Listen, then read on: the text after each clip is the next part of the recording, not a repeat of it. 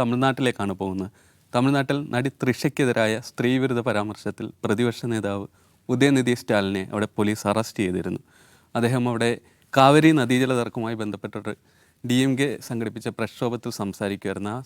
പ്രക്ഷോഭത്തിൽ സംസാരിക്കുന്നതിനിടെ അദ്ദേഹം പറഞ്ഞിരുന്നു, ഈ കാവേരി നദീജലവുമായി ബന്ധപ്പെട്ട് എല്ലാ തർക്കവുമായി ബന്ധപ്പെട്ട് തമിഴ്നാട്ടിൽ വെള്ളം എത്തിക്കുന്നതിൽ വിജയ് സർക്കാരിന് പ്രത്യേകിച്ച് ശ്രദ്ധയൊന്നുമില്ല. അദ്ദേഹം DMKക്കെതിരെ അല്ലെങ്കിൽ അവരുടെ DMKയുടെ നമ്മുടെ നേതാക്കൾക്കെതിരെ കേസുകൾ എടുക്കുന്നതിലാണ് കൂടുതൽ ശ്രദ്ധ. അത്തരത്തിൽ കള്ളക്കേസുകൾ അദ്ദേഹം ചുമത്തിക്കൊണ്ടിരിക്കുകയാണെന്ന് പറഞ്ഞു. ഇങ്ങനെ പ്രസംഗിക്കുന്നതിനിടയിൽ സദസ്സിൽ നിന്നിട്ടും തൃഷ എന്ന അണികൾ ഉറക്കെ വിളിച്ചു പറയുന്നുണ്ട്. ഇത് കേട്ടിട്ട് ഇദ്ദേഹം പ്രസംഗം നിർത്തി ചെറുചിരിയോടെയാണ് തൃഷയെ അവഹേളിക്കും ഇതുള്ള കടുത്ത സ്ത്രീവിരുദ്ധ പരാമർശങ്ങൾ നടത്തുന്നത്. ഇതിനെതിരെ തുടർന്ന് വിജയുടെ പാർട്ടി അടക്കം BJP അടക്കം പ്രതിഷേധവുമായി രംഗത്തെത്തുകയും TVKയുടെ വനിതാ വിങ് അടക്കം പരാതി നൽകുകയും ചെയ്തു. ഇതിൽ മുൻകൂർ ജാമ്യം തേടിയിരുന്നെങ്കിലും ഉദയനിധി സ്റ്റാലിനെ പോലീസ് വന്നിട്ട് അറസ്റ്റ് ചെയ്യുകയായിരുന്നു. തുടർന്ന് അദ്ദേഹത്തെ കോടതിയിൽ ഹാജരാക്കുകയും സ്റ്റേഷൻ ജാമ്യത്തിൽ വിടണമെന്ന് കൂടിയിട്ട് നിലവിൽ കോടതി പറഞ്ഞിട്ടുണ്ട്. ഈ വിഷയത്തിലേക്കാണ് നമ്മൾ ആദ്യം ഉദയനിധി സ്റ്റാലിന് നമുക്കറിയാവുന്ന കടുത്ത രീതിയിലുള്ള രാഷ്ട്രീയ പ്രസ്ഥാനങ്ങൾ നടത്തുന്ന സ്റ്റാലിൻ്റെ മകനായിട്ട് കൂടിയിട്ട് സനാതന ധർമ്മ അടക്കമുള്ള അതിൽ അദ്ദേഹം നടത്തിയ പ്രസ്താവനകൾ നമ്മുടെ മുമ്പിലുണ്ട്. അത്തരത്തിൽ രാഷ്ട്രീയം പറയുന്ന ഒരാൾ തമിഴ്നാട്ടിൽ അവിടുത്തെ മുഖ്യമന്ത്രിയെ കൂടിയിട്ട് റിലേറ്റ് ചെയ്തുകൊണ്ട് വലിയ തരത്തിൽ ഒരു അശ്ലീലം കലർന്ന തരത്തിലുള്ള പ്രസ്താവന നടത്തുന്നു, കയ്യടി വാങ്ങിക്കൂട്ടുന്നു. അത് വലിയ വിവാദമാവുന്നു. സിനിമാറ്റിക് രീതിയിലുള്ള അറസ്റ്റ് ഉടനടി നടക്കുന്നു. എങ്ങനെയാണ് ഇതിന് മൊത്തത്തിൽ കാണുന്നത്? ഈ ഗാലറിക്ക് വേണ്ടി കളിക്കുക എന്നൊരു പ്രയോഗമുണ്ടല്ലോ, അങ്ങനെ ചെയ്യുമ്പോൾ സംഭവിക്കുന്ന ഒരു അബദ്ധമാണത്. സാധാരണ ഉദയനിധി സ്റ്റാലിൻ അങ്ങനെ സംസാരിക്കുന്ന ഒരാളല്ല. അദ്ദേഹത്തിൻ്റെ പ്രശ്നങ്ങളെ കുറിച്ച് പൊളിറ്റിക്കൽ കൺട്രോളിനുള്ള കാര്യങ്ങളാണ്. എന്ന് മാത്രമല്ല, ഇപ്പോൾ നടക്കുന്ന പ്രൊട്ടസ്റ്റ് കാവേരി നദീജല തർക്കവുമായി ബന്ധപ്പെട്ടാണ്. തമിഴ്നാടിനെ സംബന്ധിച്ച് വളരെ ക്രൂഷ്യലാണ് ഇത്. ആ പ്രസംഗത്തിന് അദ്ദേഹം പറയുന്നത് കർക്കിടക മാസം, ആടി മാസമാണ്, ഈ സമയത്ത് വെള്ളം ഉണ്ടാവേണ്ടതാണ്, ഇപ്പോൾ വെള്ളമില്ല, കർഷകർ ബുദ്ധിമുട്ടാണ്. ആ ഇഷ്യൂയാണ് അദ്ദേഹം മെയിനായിട്ട് പറയുന്നത്. അത് പറഞ്ഞുകൊണ്ടിരിക്കെ എന്താണ് മുഖ്യമന്ത്രി ചെയ്യുന്നത്? മുഖ്യമന്ത്രി ഇതേക്കുറിച്ച് ഒന്നും മിണ്ടുന്നില്ല, ഒരക്ഷരം മിണ്ടുന്നില്ല. കാരണം ഇത് ഒരു മറ്റൊരു സംസ്ഥാനവുമായിട്ട് കൂടിയുള്ളൊരു തർക്കമാണല്ലോ, കർണാടകയായിട്ടുള്ള തർക്കം കൂടിയാണ്. അപ്പോൾ അതിനെക്കുറിച്ചൊന്നും മിണ്ടുന്നില്ല എന്നാണ് പറയുന്നത്. അപ്പോൾ വിജയ് അങ്ങനെ ക്രൂഷ്യലായിട്ടുള്ള രാഷ്ട്രീയ പ്രശ്നങ്ങളിൽ അഭിപ്രായം പറയുന്നില്ല എന്നുള്ള ആക്ഷേപം നേരത്തെ DMKക്കുണ്ട്. അതേക്കുറിച്ചാണ് അദ്ദേഹം സംസാരിച്ചു വരുന്നത്. അപ്പോൾ ഈ സംസാരിച്ചു വരുന്നതിനിടയ്ക്ക് ആണ് ഈ ഓഡിയൻസ് തൃഷയുടെ പേര് പറയുന്നത്. അദ്ദേഹം പറയുന്നത് ഉദയനിധി സ്റ്റാലിൻ പ്രസംഗിച്ചുകൊണ്ട് വരുന്നത് ഇങ്ങനെയാണ്: വിജയ്ക്ക് ഇതിലൊന്നും അല്ല ശ്രദ്ധ, അദ്ദേഹം DMKക്കെതിരെ കള്ളക്കേസ് എടുക്കുന്നതിലാണ് ശ്രദ്ധ എന്ന് പറയുമ്പോൾ ഓഡിയൻസ് അവിടുന്ന് തൃഷ എന്ന് വിളിച്ച് പറയണം. അത് ഓഡിയൻസ് ഇദ്ദേഹത്തെ ഡിക്റ്റേറ്റ് ചെയ്യാണ്. എന്ത്, അദ്ദേഹത്തിന് കള്ളക്കേസിലും അല്ല ശ്രദ്ധ, തൃഷയിലാണ് ശ്രദ്ധ എന്ന് പറയിപ്പിക്കാൻ ശ്രമിക്കുകയാണ്. പക്ഷേ ആ ഒരു പോയിന്റിൽ അദ്ദേഹം പറഞ്ഞത് കയ്യിൽ നിന്ന് പോയി. അങ്ങനെ ആ ബഹളം വന്നപ്പോൾ അദ്ദേഹം പറയുന്നത്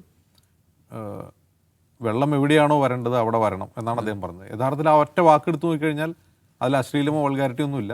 പക്ഷേ ഈ കേട്ട് നിൽക്കുന്ന ആൾക്കാരുടെ ഈ മുദ്രാവാക്യം വിളിയും ഈ തൃഷ എന്നുള്ള വിളിയും ഇതും കൂടി കൂട്ടി വായിക്കുമ്പോൾ അത് ഭയങ്കര പ്രശ്നമാണ്. വേണമെങ്കിൽ അങ്ങനെ വ്യാഖ്യാനിക്കാവുന്ന ഒന്നാണ് എന്ന് പറയാം. വളരെ സ്ത്രീ വിരുദ്ധമാണ്, വളരെ മോശമാണ്. അപ്പോൾ അതിനെ പലരും എതിർത്ത് തന്നെ DMK സപ്പോർട്ട് ചെയ്യുന്ന ആളുകൾ തന്നെ വിമർശിച്ച് രംഗത്ത് വന്നിട്ടുണ്ട്. ഇപ്പോൾ തോൾ തിരുമാളമുള്ളവർക്ക് അതിനെക്കുറിച്ച് വളരെ മോശമായി പോയി എന്ന അഭിപ്രായമാണുള്ളത്.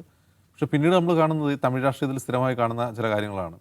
മുമ്പ് കരുണാനിധിയെ തൂക്കിയെടുത്തുകൊണ്ട് ജയലളിത പോലീസ് പോകുന്നൊരു കാഴ്ച നമ്മൾ കണ്ടിട്ടുണ്ടല്ലോ, നേരെ തിരിച്ചുണ്ടാവാറുണ്ട്. അതായത് ഈ ഒരു സിനിമാറ്റിക് പൊളിറ്റിക്സ് ഇങ്ങനെ ആവർത്തിക്കുകയാണ്. വരുന്നു, തൂക്കുന്നു, റിപ്പീറ്റ് എന്ന് പറയുന്ന പോലെ ആ ഒരു സ്റ്റൈൽ ഇങ്ങനെ ആവർത്തിച്ചുകൊണ്ടിരിക്കുകയാണ്. അതിന് ഭയങ്കരമായ ട്രാക്ഷൻ ഉണ്ടെന്ന് എനിക്ക് തോന്നുന്നു.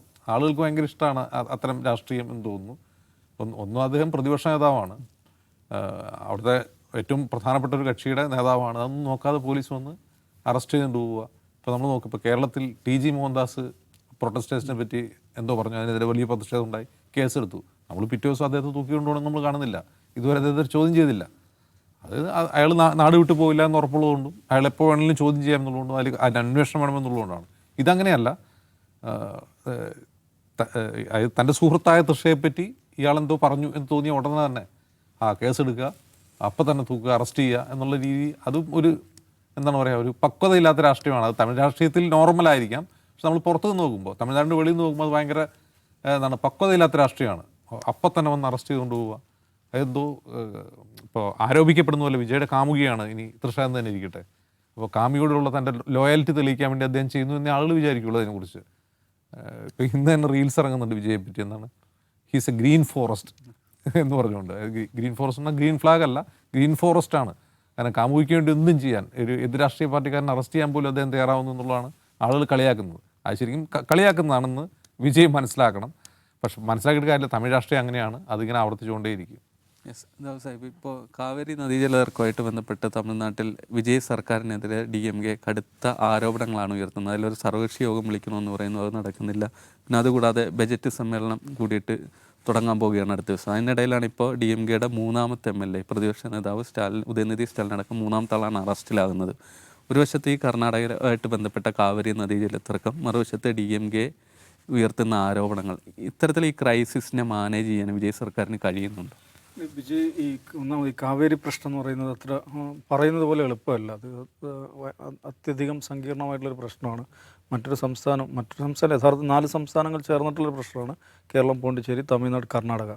ഇപ്പോൾ ഉള്ള പ്രശ്നം എന്ന് വെച്ചാൽ കർണാടകയായിട്ടാണ് ഇതിൻ്റെ ഒരു കോർ കോൺഫ്ലിക്റ്റ് വരുന്നത്. അതിനകത്ത് കർണാടക ഭരിക്കുന്നത് കോൺഗ്രസ് ആണ്. ഈ TVK ഭരിക്കുന്നത് കോൺഗ്രസ് പിന്തുണയിലാണ്. കോൺഗ്രസുമായി ചേർന്നിട്ടുള്ള ഒരു സഖ്യകക്ഷി സർക്കാരാണ്. അപ്പോൾ അതിൽ ഒരു സാധാരണ ഒരു DMK സർക്കാർ എടുക്കുന്നത് പോലെയുള്ള വളരെ അഗ്രസീവ് പൊസിഷൻ എടുക്കാൻ അദ്ദേഹത്തിന് പറ്റില്ല. പക്ഷേ അതേസമയം അദ്ദേഹം ഈ വിഷയത്തിൽ ഡയറക്റ്റായിട്ട് ഒന്നും പറഞ്ഞില്ല എന്ന ഒരു വിമർശനം സ്വാഭാവികമായിട്ട് അവിടെ ഉന്നയിക്കാവുന്നതാണ്. അപ്പോൾ ഈ തമിഴരെ സംബന്ധിച്ചിടത്തോളം കാവേരി എന്ന് പറയുന്നത് തൊട്ടാൽ പൊള്ളുന്ന വിഷയമാണ്. അപ്പോൾ ഈ കാവേരി ജലവുമായി ബന്ധപ്പെട്ടൊരു പ്രശ്നം വരുമ്പോൾ അത് വെച്ച് ജനങ്ങളെ സംഘടിപ്പിക്കുക എന്ന് പറയുന്ന രാഷ്ട്രീയമാണ് ഉദയനിധി എടുക്കുന്നത്, അല്ല DMK എടുക്കുന്നത്. വളരെ സെൻസിറ്റീവാണ് തമിഴ്നാട്ടിൽ. നമുക്കത് മനസ്സിലാവില്ല എത്രത്തോളം സെൻസിറ്റീവാണ്, അത്രയും സെൻസിറ്റീവായ വിഷയമാണ്. അപ്പോൾ പ്രതിപക്ഷത്തെ സംബന്ധിച്ചിടത്തോളം വളരെ പ്രധാനപ്പെട്ട രാഷ്ട്രീയ അവസരമാണ്. അപ്പോൾ അത് മുതലാക്കാനാണ് DMK ഇറങ്ങിയിരിക്കുന്നത്, അല്ലെങ്കിൽ ഉദയനിധി സ്റ്റാലിൻ ഇറങ്ങിയിരിക്കുന്നത്. അപ്പോൾ അതുമായി ബന്ധപ്പെട്ട ഒരു പ്രക്ഷോഭത്തിൽ, കർഷകരുടെ ഒരു സമര സംഗമത്തിലാണ് അദ്ദേഹം പ്രസംഗിച്ച് പോകുന്നതിനിടയിൽ ഈ പറഞ്ഞ ആളുകൾ പ്രോംപ്റ്റ് ചെയ്യുന്നു. ഈ പറഞ്ഞ ദ്വയാർത്ഥത്തിൽ ആളുകൾക്ക് പല സ്വഭാവത്തിൽ അങ്ങനെ വൾഗറായിട്ട് വ്യാഖ്യാനിക്കാവുന്ന ഒരു പരാമർശം ഉണ്ടാകുന്നത്. ഇത് കോടതിയിൽ ഈ കേസ് എത്തിക്കഴിഞ്ഞാൽ പ്രശ്നമാകുമെന്ന് വെച്ചാൽ എനിക്കൊന്ന് കോടതിയുടെ സാങ്കേതികതയിൽപ്പെട്ട അത് പ്രത്യേകിച്ച് ആ കേസിന് വാല്യൂ ഉണ്ടായിക്കൊള്ളണമെന്നില്ല. കാരണം തൃഷ എന്നൊരു വാക്ക് ഉദയനിധി പറയുന്നില്ല, അല്ലെങ്കിൽ വിജയ് എന്നൊരു വാക്ക് പറയുന്നില്ല, ഏതെങ്കിലും ഒരു വ്യക്തിയുടെ പേര് പോലും പറയുന്നില്ല. അതുകൊണ്ടാണ് ഒരു മനുഷ്യൻ്റെ പേര് പോലും പറയുന്നില്ല. മാത്രമല്ല അദ്ദേഹം പറയുന്നുണ്ട്, ഞാൻ കാവേരിയെ കുറിച്ചാണ് പറഞ്ഞത്. അതെ, അടുത്ത വാചകം അതാണ്, ഞാൻ കാവേരി വെള്ളത്തെക്കുറിച്ചാണ് ഞാൻ പറഞ്ഞത് എന്ന് പറയുന്നുണ്ട്. പക്ഷേ ഇതൊരു ദ്വയാർത്ഥ പ്രയോഗമാണ് എന്ന് ആളുകൾ വ്യാഖ്യാനിക്കാം.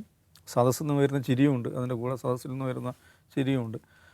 അപ്പോൾ അതുകൊണ്ട് ഒരു ദ്വയാർത്ഥ പ്രയോഗത്തിൽ ഇങ്ങനെ അശ്ലീലമായി വ്യാഖ്യാനിക്കാവുന്ന ഒരു ദ്വയാർത്ഥ പ്രയോഗം നടത്തി എന്നുള്ളതിൻ്റെ പേരിൽ നിശ്ചയമായിട്ട് വിമർശിക്കപ്പെടേണ്ടത് തന്നെയാണ്. കടുത്ത രീതിയിൽ അദ്ദേഹം വിമർശിക്കപ്പെടുന്നുണ്ട്, അദ്ദേഹത്തിന് തന്നെ സുഹൃത്തുക്കളിൽ തന്നെ വിമർശിക്കപ്പെടുന്നുണ്ട്. പക്ഷേ അതൊരു അറസ്റ്റ് ചെയ്യണമെന്നൊരു കേസെടുക്കാം, ഓക്കെ, പെട്ടെന്ന് അറസ്റ്റ് ചെയ്യേണ്ട കാര്യമില്ല. അദ്ദേഹം ഒരു പ്രതിപക്ഷ നേതാവാണ്, എവിടെയും പോകാനൊന്നും ഇരിക്കുന്നില്ല. അതൊരു ഓവർ ആക്ഷനായി. അജിംസ് പറഞ്ഞാൽ തമിഴ്നാട് രാഷ്ട്രീയത്തിൻ്റെ ഒരു സ്വഭാവമാണ്. പക്ഷേ എനിക്ക് തോന്നുന്നത് അതൊരർത്ഥത്തിൽ DMKക്ക് ഒരു ഉണർവ് കിട്ടിയിട്ടുണ്ട് ഈ അറസ്റ്റ്. ഇന്ന് വലിയ തോതിലാണ് ജനങ്ങൾ ഇന്ന് തെരുവിൽ ഇറങ്ങിയിരിക്കുന്നത്. ഇദ്ദേഹത്തെ പിടിച്ച് കൊണ്ടുപോകുന്ന വാഹനത്തിന് പുറകെ കൂട്ടത്തോടെ വാഹനങ്ങളുമായിട്ട് DMKക്കാർ പുറകെ കൂടുകയാണ്. തഞ്ചാവൂരിലേക്കാണ് പോകുന്നത്. വാഹനങ്ങൾ പോലീസ് തടയുന്നു, മറ്റു വഴികളിലൂടെ വാഹനങ്ങൾ ഇതിൻ്റെ കൂടെ പോകുന്നു.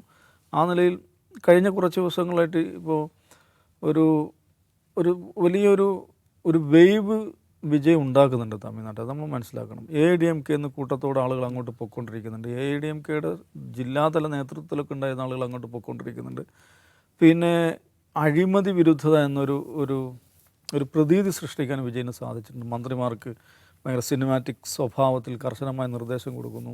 പിന്നെ ഏതെങ്കിലും നിലക്കുള്ള സാമ്പത്തികമായിട്ടുള്ള ക്രമക്കേടുകൾക്കെതിരെ വലിയ തോതിൽ അദ്ദേഹം നടപടികൾ സ്വീകരിക്കുന്നു. അങ്ങനെ ഒരു DMK അല്ലെങ്കിൽ വിജയ് എസ്റ്റാബ്ലിഷ് ചെയ്യുന്നു, ആളുകൾ ആകർഷിക്കുന്നു എന്നുള്ളൊരു നിലയുണ്ട് അവിടെ. അപ്പോൾ അതിനിടയിൽ TVK എസ്റ്റാബ്ലിഷ് ചെയ്യുന്നു. അതിനിടയിൽ DMKക്ക് ഞങ്ങൾ അദൃശ്യരാകുന്നു എന്നൊരു പ്രശ്നം DMKക്കുണ്ട്. അപ്പോൾ അതിലവർക്ക് കിട്ടിയ പ്രധാനപ്പെട്ട രാഷ്ട്രീയ അവസരമായിരുന്നു കാവേരി. അതിൻ്റെ കൂടെ ഒരു ബോണസ് എന്നുള്ള നിലക്കാണ് ഈ അറസ്റ്റ് കൂടെ വന്നിരിക്കുന്നത്. അറസ്റ്റ് ഉദയനിധി സ്റ്റാലിൻ നിശ്ചയമായിട്ടും വലിയ മാസ് അപ്പീലുള്ള നേതാവാണ്. DMK ലീഡർ എന്നുള്ള നിലയിൽ ഉദയനിധി സ്റ്റാലിന് ഒരു സെൽഫ് എസ്റ്റാബ്ലിഷ് ചെയ്യാൻ ലഭിച്ച ഒരു അവസരം കൂടിയായിട്ടാണ് ഇതെനിക്ക് തോന്നുന്നത്. അപ്പോൾ ആ നിലയ്ക്ക് തമിഴ്നാട്ടിൽ നമുക്ക് എപ്പോഴും അറിയാമല്ലോ, ഈ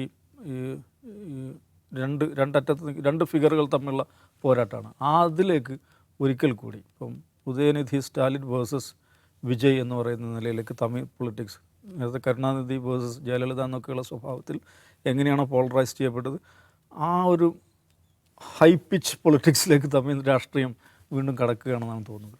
യെസ്, തുടക്കത്തിൽ നമ്മൾ പറഞ്ഞപ്പോൾ ചെറിയൊരു പിഴവ് പറ്റിയിരുന്നു. കേസ് മദ്രാസ് ഹൈക്കോടതിയിലായിരുന്നു. എന്ന് വെച്ചാൽ മുൻകൂർ ജാമ്യം തേടിയിട്ട് ഉദയനിധിയെ സമീപിച്ച മദ്രാസ് ഹൈക്കോടതിയായിരുന്നു. പിന്നീട് തഞ്ചാവൂർ പോലീസ് ഇദ്ദേഹത്തെ കസ്റ്റഡിയിലെടുക്കുമായിരുന്നു. വീണ്ടും കേസ് പരിഗണിച്ച സമയത്താണ് അദ്ദേഹത്തെ കോടതി പോലീസ് സ്റ്റേഷനിൽ നിന്ന് സ്റ്റേഷൻ ജാമ്യത്തിൽ തന്നെ വിട്ടേക്കണം ചോദ്യം ചെയ്തതിന് ശേഷം എന്ന് പറഞ്ഞത്. എന്തായാലും ഇപ്പോൾ ഇപ്പോഴുള്ള ഈ കേസിൽ വിജയ് സർക്കാർ കൈക്കൊണ്ടിരിക്കുന്ന നടപടി ഒരേ സമയം TV അണികളുടെ കയ്യടി ഏറ്റുവാങ്ങുമെങ്കിൽ മറുവശത്ത് DMK അണികളിൽ നിന്ന് അല്ലെങ്കിൽ DMKയിൽ നിന്ന് വലിയ തരത്തിലുള്ള വിമർശനങ്ങളാണ് സർക്കാരിനെതിരെ ഉയരുന്നത്.